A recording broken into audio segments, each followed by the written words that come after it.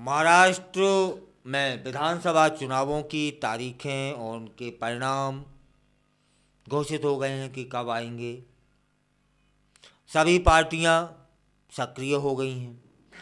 सभी पार्टियां जोर आजमाइश पर तुल चुकी हैं। नमस्कार, मैं कुलदीप अवस्थी आज इसी विषय पर आपसे चर्चा करने आया हूं कि महाराष्ट्र में क्या हो रहा है।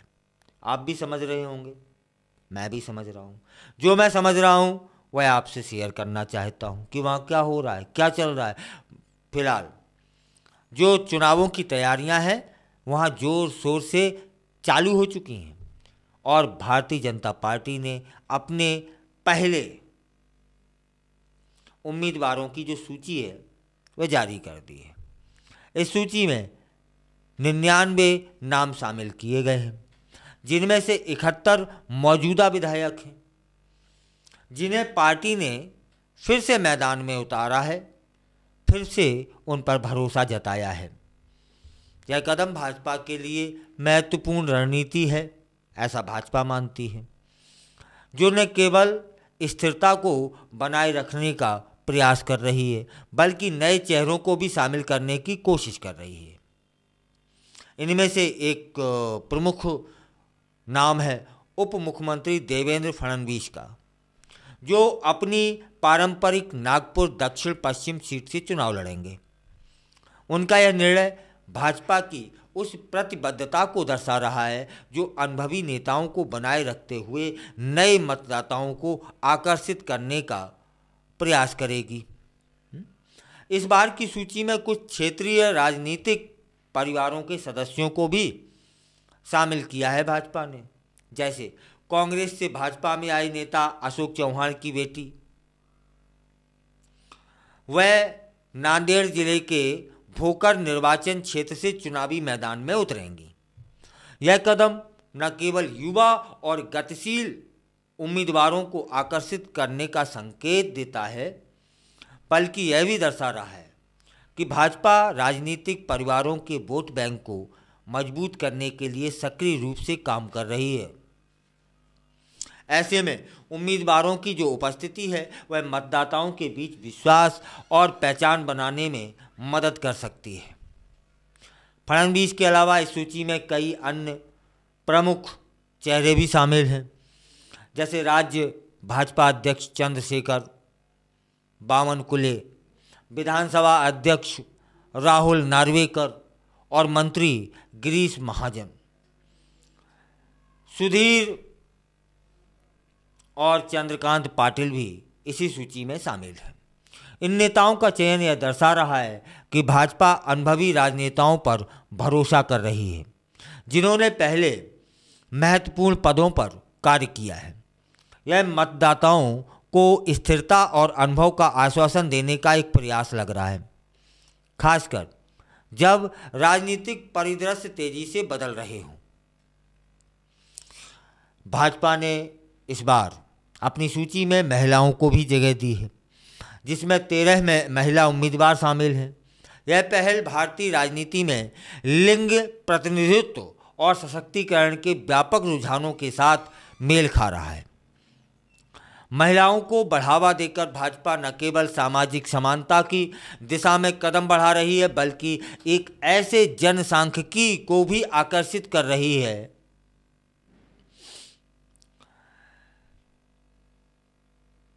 जो महिलाओं की राजनीतिक भागीदारी को महत्व देता है। इससे यह संदेश जा रहा है कि भाजपा महिलाओं को राजनीति में समान अवसर देने के लिए प्रतिबद्ध है। दिलचस्प बात यह है कि भाजपा ने 71 विधायकों को बनाए रखा है, जबकि 3 विधायकों को हटाया गया है। यह रणनीतिक निर्णय प्रदर्शन और जनभावना के आधार पर लिया गया प्रतीत होता है। सफल पदाधिकारियों के चयन के लिए विश्वास का एक संकेत हो सकता है कि वे अपने निर्वाचन क्षेत्रों में परिणाम देने में सक्षम हों, जबकि अन्य विधायकों को हटाना एक संकेत देता है कि पार्टी प्रतिक्रिया देने के लिए तैयार है। मुंबई में विशेष रूप से 16 भाजपा विधायकों में से 14 को फिर से नामांकित किया गया है। यह भाजपा की शहरी क्षेत्रों में मजबूत पकड़ और महत्वपूर्ण निर्वाचन क्षेत्रों में अपने प्रभाव को बनाए रखने पर ध्यान केंद्रित करने का संकेत है। उल्लेखनीय उम्मीदवारों में मुंबई भाजपा अध्यक्ष आशीष शेलार भी शामिल हैं, जो बांद्रा पश्चिम सीट से तीसरी बार चुनाव लड़ेंगे।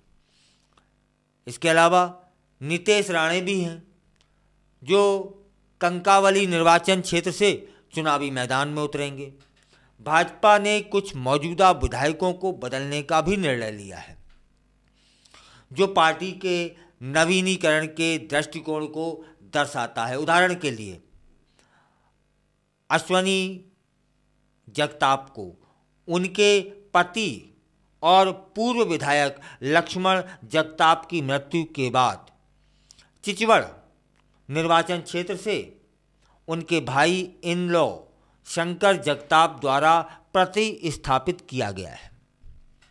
ऐसे परिवर्तन दिखाते हैं कि पार्टी अपने उम्मीदवारों की नई पीढ़ी को सामने लाने के लिए भी तैयार है। इसके अलावा सुलभा गायकवाड़ जैसे उम्मीदवारों की जो नियुक्ति है वो जेल में बंद विधायक गणपत गायकवाड़ की पत्नी हैं। यहाँ यह दर्शाया गया है कि कैसे व्यक्तिगत जो नेताओं की पकड़ है उन लोगों को भाजपा उनके परिवार को लोगों को टिकट दे रही है। जैसे जैसे चुनाव नज़दीक आते हैं और मतदान 20 नवंबर को निर्धारित होगा, भाजपा अपने सहयोगियों मुख्यमंत्री एकनाथ शिंदे द्वारा नेतृत्व किए गए शिवसेना और उप मुख्यमंत्री अजीत पवार के द्वारा नेतृत्व किए गए एनसीपी के साथ कठिन बातचीत करने की तैयारी भी कर रही होगी। रिपोर्टें बताती हैं कि भाजपा लगभग 150 से 160 सीटों पर चुनाव लड़ने का इरादा रखती है, जबकि अपने सहयोगियों के साथ सीट आवंटन पर उसकी बातचीत चल रही है। निर्णय क्या होगा आने वाला समय बताएगा, आपको भी मालूम पड़ेगा। इन सभी घटनाक्रमों को देखते हुए स्पष्ट हुआ जा रहा है कि महाराष्ट्र विधानसभा चुनाव केवल राजनीतिक दलों के लिए नहीं बल्कि पूरे राज्य की राजनीतिक दिशा के लिए महत्वपूर्ण हो चला है। हालिया संसदीय चुनावों ने भाजपा के प्रदर्शन में गिरावट दिखाई थी। ऐसे में यह विधानसभा चुनाव पार्टी के लिए अपनी स्थिति फिर से मजबूत करने भाजपा कर पाएगी या नहीं कर पाएगी, यह तो देखने वाली बात होगी। जैसे जैसे हम इन आगामी चुनावों की ओर बढ़ रहे हैं, यह देखना भी दिलचस्प हो गया है कि रणनीतियां कैसे ज़मीन पर लागू होती हैं। अनुभवी नेताओं और नए चेहरों का संयोजन या तो भाजपा की स्थिति को मजबूत करेगा या फिर चुनौती देगा, या फिर पुरानी वाली स्थिति कमजोरी वाली ये मिलेगी। क्या होता है समय बताएगा। महाराष्ट्र विधानसभा चुनाव में भाजपा द्वारा उठाए गए कदम न केवल पार्टी की रणनीति बल्कि राज्य की राजनीतिक दिशा भी निर्धारित भी कर सकती है ना। चलिए, इस चुनावी प्रक्रिया में नागरिकों की भागीदारी अत्यंत महत्वपूर्ण होगी।